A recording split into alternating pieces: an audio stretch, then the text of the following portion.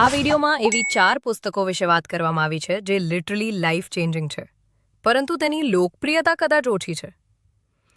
જો તમે આ વાંચી લો તો તમારી વિચારવાની શક્તિ ત્યાં પહોંચી જશે જ્યાં 99% લોકો પહોંચી શકતા નથી. પહેલું પુસ્તક, ધ કમ્પાઉન્ડ ઇફેક્ટ.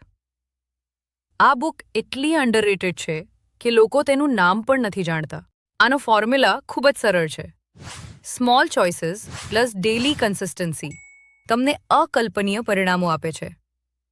મોટા ફેરફારો પાછળ ભાગવાને બદલે રોજિંદા નાના ફેરફારો પર ધ્યાન આપવાથી જ સાચી ગ્રોથ થાય છે. બીજું પુસ્તક, એસેન્શિયલાઇઝમ. આ બુક તમને લેઝર ફોકસ બનાવે છે. આ પુસ્તકનો મુખ્ય સંદેશ છે, ઓછું કરો પણ શ્રેષ્ઠ કરો. Do less but do better.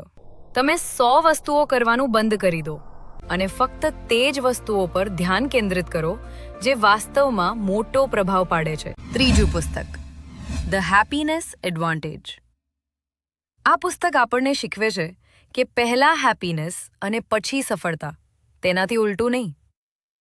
તે વિજ્ઞાન સમજાવે છે કે પોઝિટિવ સાયકોલોજીથી મગજની કામગીરી 31% સુધી વધી શકે છે. ચોથું પુસ્તક, ધ પ્રેક્ટિસિંગ માઇન્ડ.